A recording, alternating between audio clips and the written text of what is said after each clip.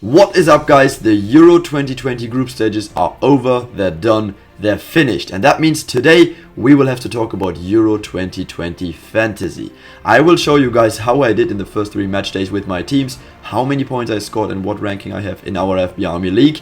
And then, of course, the most important part of this video will be where I'm going to be picking my new team for the round of 16. I'm going to show you guys my picks, why I'm picking certain players and which players I'm going to avoid. And maybe you can take some inspiration from that for your own team. So, your host today, Fantasy Fiago. Let's dive into it. So guys, this is how I've done so far. You can see that sadly we became worse from match day to match day. Match day 1 was actually pretty sick. My team that you see here differs a little bit from the team that I built in the first fantasy video that I made. And as most of you know, that was because of team news right before the games. Some stuff changed, so I changed up my team a little bit and it paid off. I had a really good match day there. Ronaldo with 10 points, Lukaku 10, Guerreiro 12 points, Insigne was my captain with 8 points, went to 16 points, Berardi, Donnarumma, Pau Torres 6 points, so I got really lucky there, I would say. I don't know, it was a really good team and I was close to being top 100 in the FBArmy league out of 7,000 plus people, so we have a huge league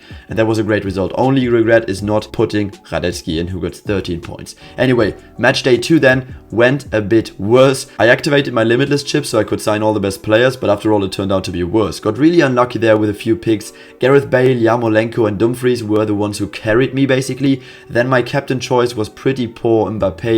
I changed it up a couple of times and all of my captains almost blanked, so that was poor. Lucas Hernandez didn't even play, so that was not the best match day for me, but after that one I was still in the top 200 of our league. But then came match day 3 when I activated our wildcard, so that meant I could have unlimited transfers but within a budget, and it wasn't the best team, to be honest. I thought it would be good, but it turned out to be pretty poor, I have to say, or pretty average. Memphis Depay carried me. Another regret, not captaining a proper player who scored many points, but who could have expected that?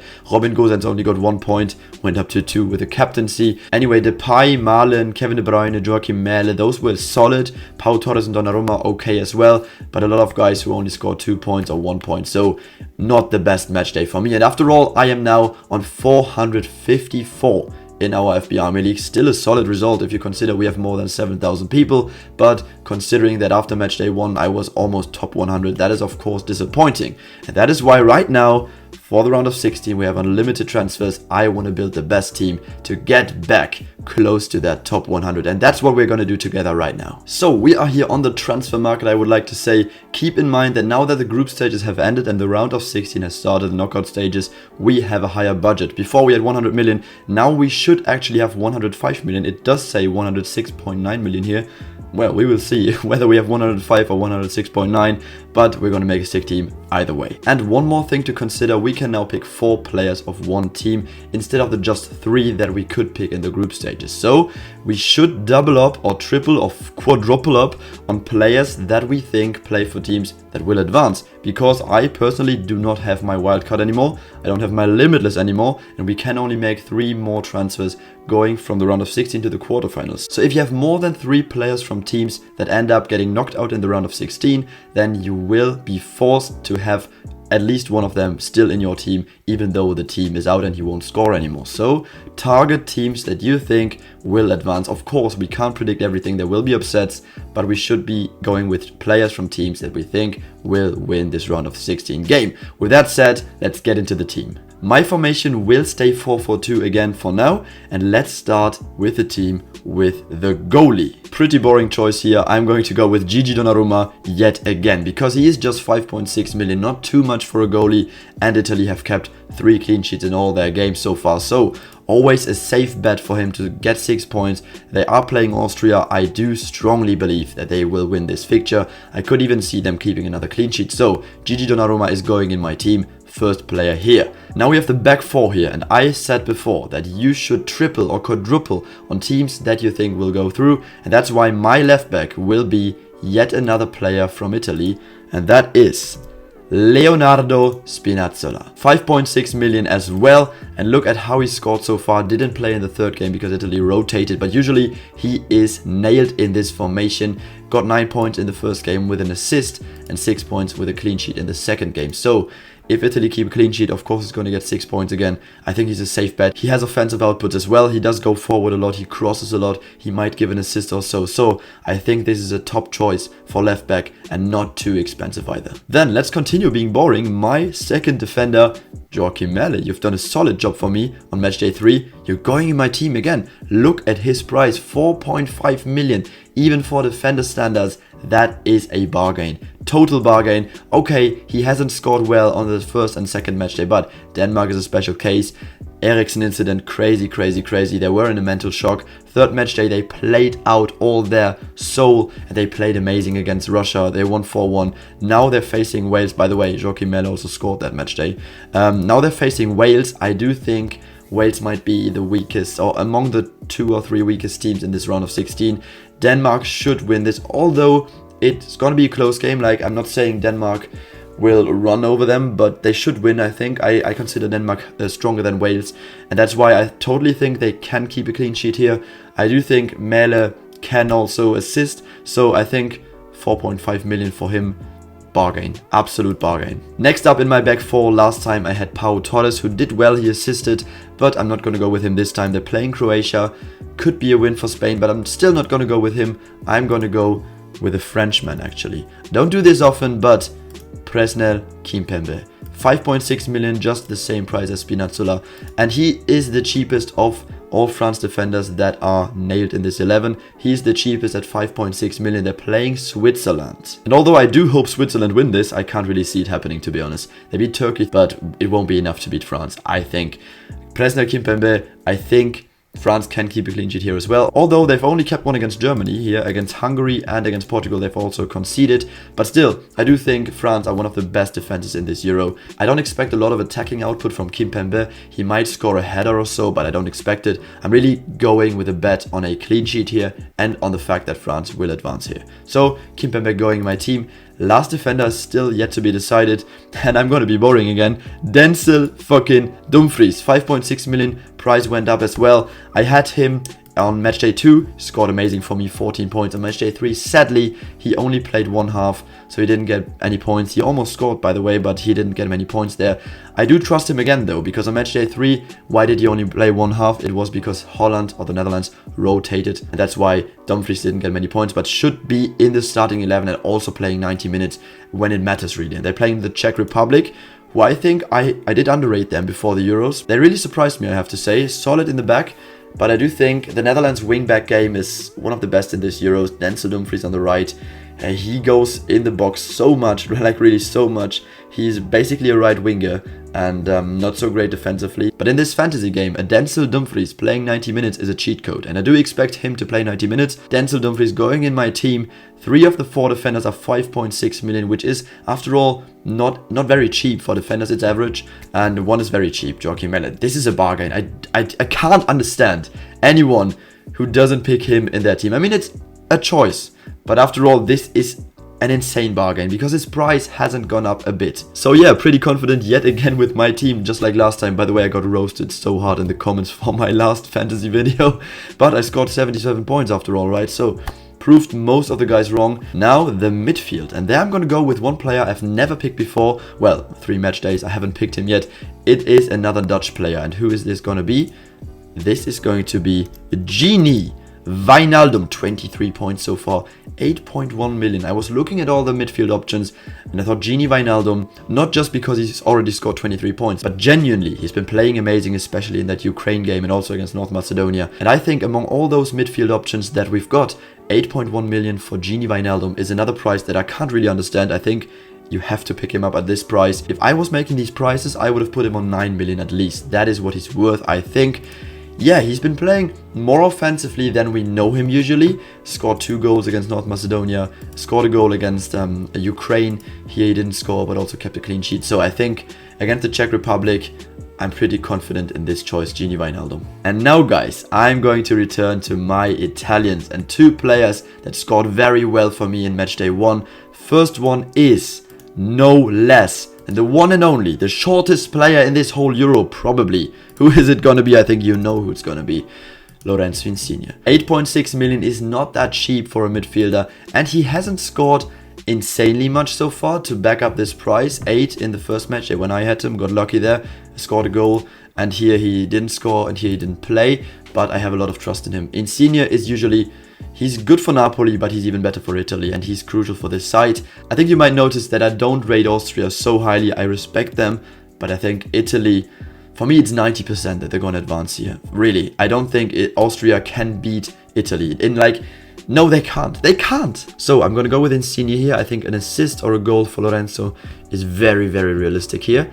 He is not cheap, but instead, the next Italy player I'm going to pick is way cheaper. And no, not Joshua Kimmich. You're not an Italy player, bro. Instead, I think this is another broken price here. I'm going to type him in.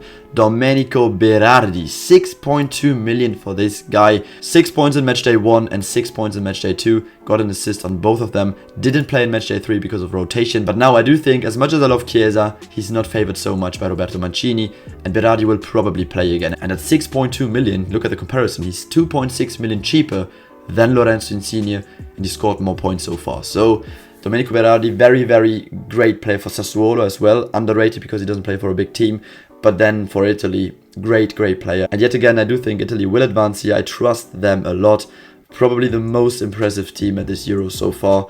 And that is why Berardi, Insigne, Spinazzola and Donnarumma, all 4 are going in my team. I'm quadrupling Italy players. Now we are completing our midfield with a player that you might not expect. Might be a little bit overlooked despite his great performances at this Euro so far. No, not Ruslan Malinovsky. I don't have him in my team this time. Still love him, but he's not going in my team this time. Instead, this one is... Oh, can I even write the name with all those? Oh man, okay, I can.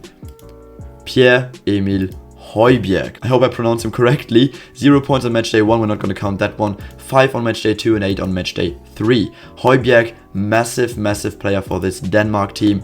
Well, he is a defensive midfielder. Yeah, they are not favored so much in this Euro game, but he also has attacking output, scores, assists, and I do think Denmark, again, as I said with Joachim Mähle, can keep a clean sheet against Wales. And he is only 5.5 million. Talked about Berardi for being cheap. This guy is 700k cheaper even. I'm not going to find another 5.5 million midfielder who has such an impact for his team in this fantasy game. So Højbjerg for me nailed in my 11. Again, especially because Denmark are playing Wales and I do think they will advance. Now, the 2 strikers. And here last time I had the Dutch duo Depay and Malen. This time, Memphis Depay, welcome back my bro. You carried me on matchday 3 with 12 points. Even though he hasn't got crazy numbers on matchday 1 and 2, well he scored here. And here he got 2 assists and scored. I think Memphis Depay might be the most important player in this Netherlands attack. Not might be, he is the most important player in this Netherlands offense. And he is 10.1 million now.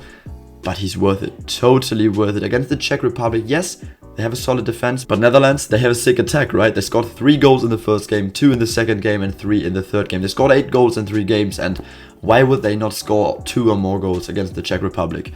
I can see it, and if it happens, I do think Memphis Depay will be involved in some of those goals, maybe all of them. He's pretty much always involved in their attacks, so at 10.1 million, it's not even that much for a striker, right? So strikers are generally the most expensive players in the game, and Memphis Depay, a player of his quality, getting him for 10.1 million, can't say no. So this pick is probably obvious and understandable, but my second pick, yeah, it's also understandable, totally, because you will see when I pick the player, but it is a risky pick. Cristiano Ronaldo dos Santos Aveiro, 29 points so far in this fantasy game. He has 5 goals and 1 assist so far. But he's also the most expensive player in the game, and he's playing Belgium. That is why I think it's a risky pick. But look at his points. Insane.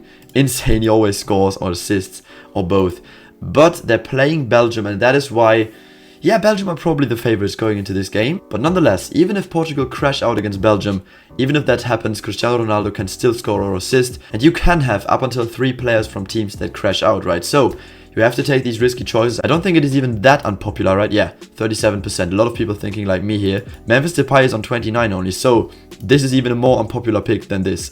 Yeah, Cristiano Ronaldo, I'm gonna take the risk that he gets knocked out because he scores so much, and I'm not gonna say sue this. Sue! Okay, that's settled then, and now we still have our bench. 4 more players. Who are we gonna pick here?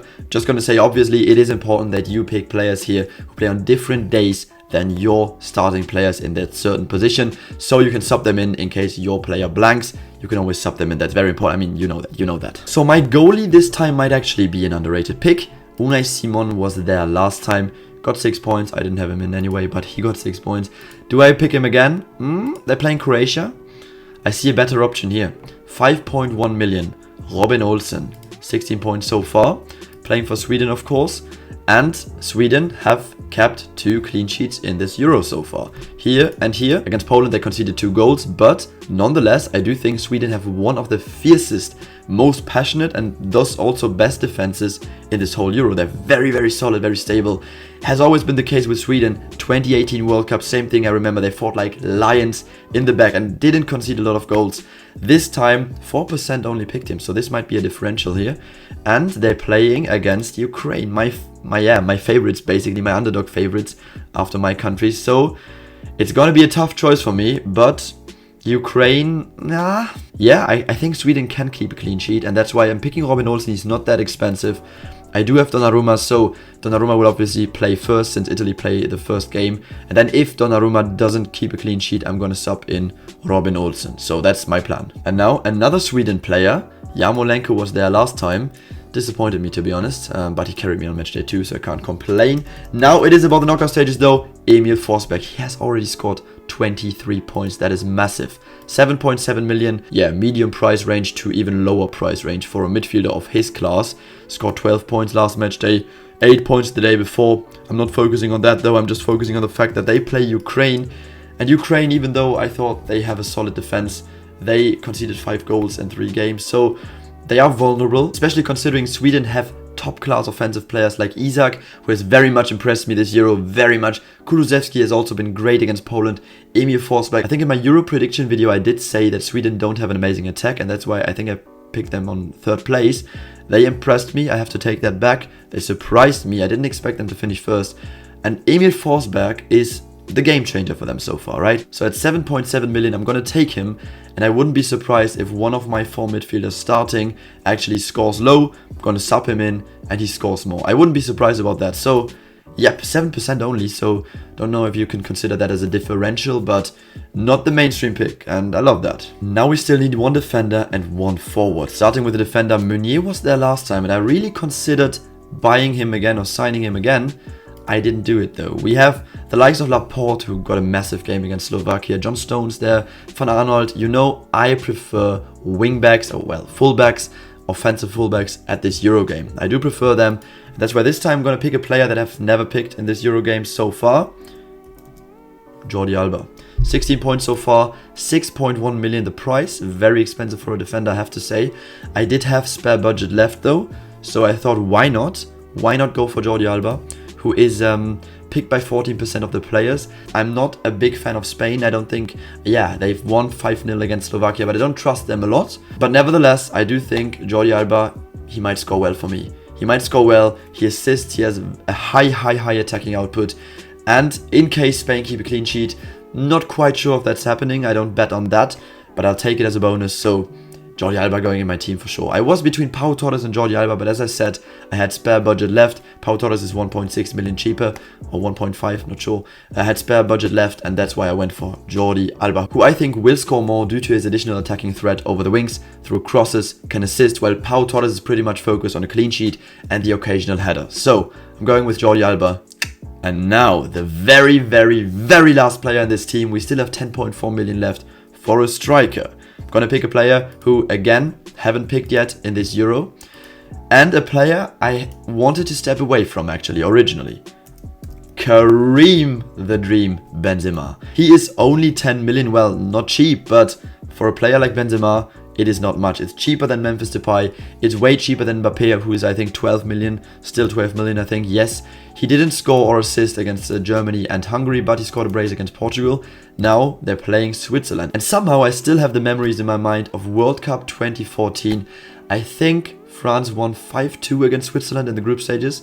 I might be right there. And Karim Benzema scored 1 or 2 goals. For me, it's just Karim Benzema, Switzerland. It fits. He often scores against Switzerland. It might have just been that one game, but for me, in my memory, I connect these two, Benzema and Switzerland, and I think of a Benzema masterclass. So maybe that's just based on emotions, but I do think he will score against Switzerland. I have this feeling right here in my gut, and it told me, Fiago, you have 10.4 million left.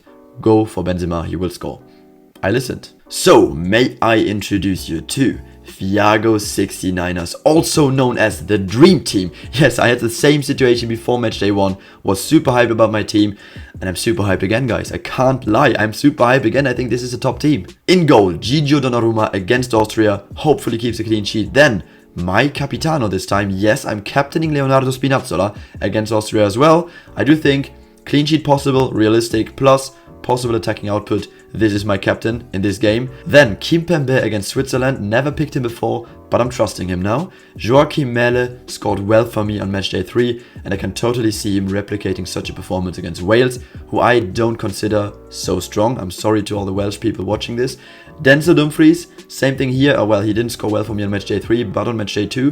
And I can see him, or I do see him, playing 90 minutes against the Czech Republic, and also potential attacking output. My midfield then, Gini Wijnaldum, Lorenzo Insigne, Pierre-Emile Højbjerg, and Domenico Berardi. The double strike partnership that is starting, Cristiano Ronaldo dos Santos Aveiro, no, I'm not gonna sue right now, and Memphis Depay. On the bench, Robin Olsen, Emil Forsberg, Jordi Alba, and Karim Benzema.